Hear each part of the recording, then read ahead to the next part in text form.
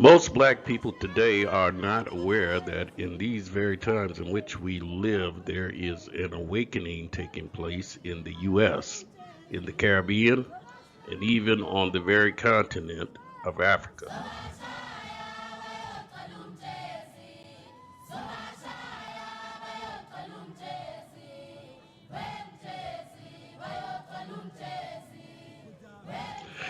And this awakening, if viewed with an open, objective, and serious mind to the historical, archaeological, geographical, anthropological, literary, and scientific proof, will revolutionize not only our thinking as a race of people, it will cause our faith in God to gain a stronger, richer, and thicker meaning. Even with the outright rejection of these truths presented in these slide presentations, the truth will remain the truth, though some black folk will choose to reject it, even in the face of the overwhelming evidence.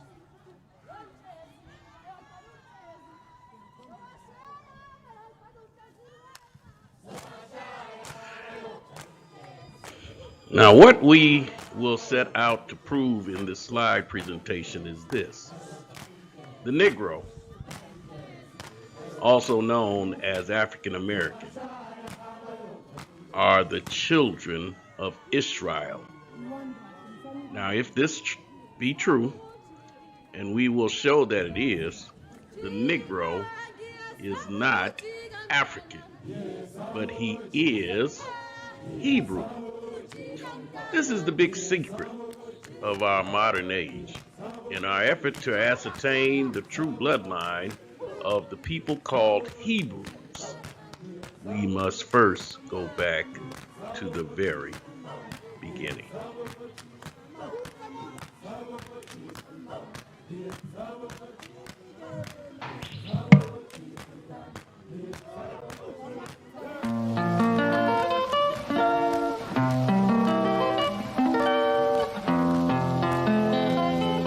It's over and over. Oh, I know, I know, I'm going to ride on the winning tide, but it's over and over. Oh, I know, I'm going to ride on the winning tide. Brother Noah, my God's talking, said he would ride on the wind and tide. Hey, children, stop still and listen to me. God walked down to the briny sea. He declared that the eve was the sent of man, and then he decided to destroy the land. He spoke to Noah. Noah stopped. He said, Noah, I want you to build me an ark. I want you to build it 3 cubits long. I want you to build it big and strong. I want it 50 high and 50 wide, so it will stand the wind and tide. It's over and over. Oh, Noah. Oh, no, I got to go to ride on the winning tide, but it's a over and over. Oh, no, I got to go to ride on the winning tide. Got to go to ride on the winning tide. Got to go to ride on the winning tide. Oh, Brother Noah, my God's talking, said he would ride on the wind and tide. Well, after the foundation was laid, then Noah began to hew and build. The ringing of the hammer that judgment, the hewing of the saw that sin repent. 100 years he hammered and sawed, building the ark by the grace of God. When the ark was done, God's voice was heard. He said, now Noah, let me tell you what to do. Call in the animals 2 by 2, so he called them in the ark. 2 by 2, he called the birds, the ox with the kangaroo. Then he called in Japheth, the ham and the sham. Then God began to flood the land. He raised his hands to heaven on high, shook the stars and moon from the sky, shook the mountain, he troubled the sea, hit the wind to his chariot wheel. He stepped on land, stood on the shore, and declared that time there wouldn't be no more. But it's over and over. Oh, no, God's gonna ride on the winning tide.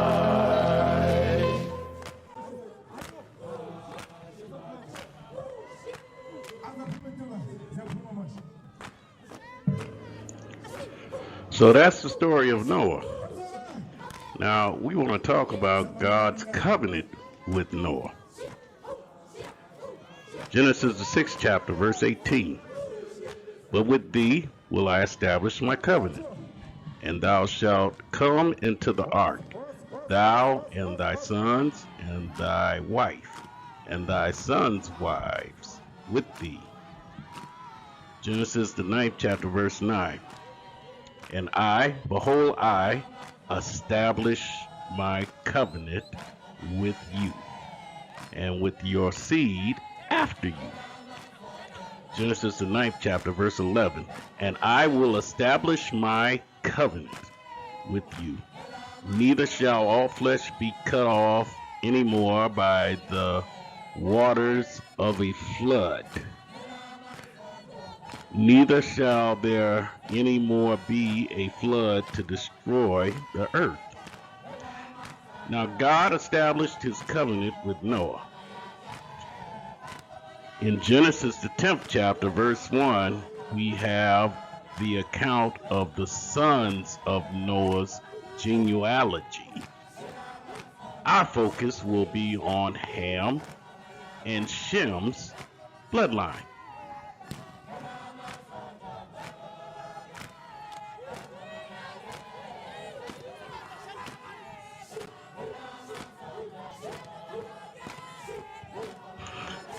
After the flood, the ark settled on the mountains of Ararat. This is recorded in Genesis the 8th chapter, verse 4. The Bible tells us that God blessed Noah and his sons with their wives, and they went forth from the ark with God's command to repopulate the earth. This is found in Genesis the 9th chapter, verse 1.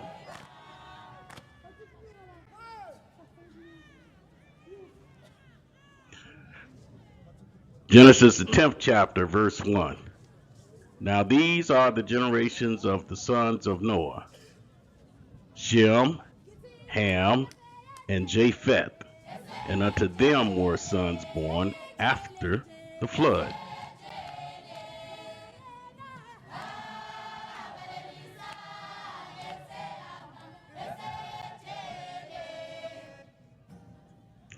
So let's take a look at Noah's son's Ham and his bloodline. First, his son Cush, the father of the Ethiopians, Cushites, and Nubians.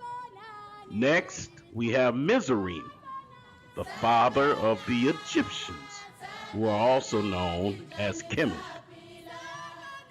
And finally, we have Phut or Put, the father of the ancient Somalis, Libyans, and North Africans.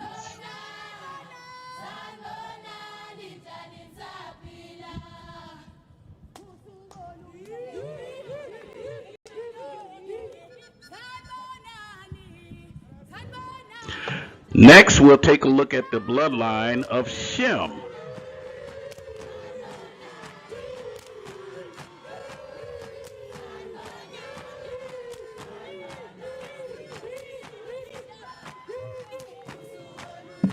Here we have charted the bloodline from Shem to Abraham, from top to bottom. First we have Shem, recorded in Genesis the 10th chapter, verse 21. Next we have his three sons, Arphaxad, Selah, and Eber, recorded in Genesis the 10th chapter and the 24th verse. Next we have Eber, recorded in Genesis the 10th chapter and the 25th verse. His two sons, Peleg and Joktan. And Peleg's son, Reuel, is recorded in Genesis the 11th chapter and the 18th verse. Reuel's son, Serug, recorded in Genesis the 11th chapter and the 20th verse. Serug's son, Nahor, recorded in Genesis the 11th chapter and the 22nd verse. Nahor's son Terah, recorded in Genesis 11, chapter 24th verse. And finally, Terah's son Abram, recorded in Genesis 11th chapter and the 26th verse.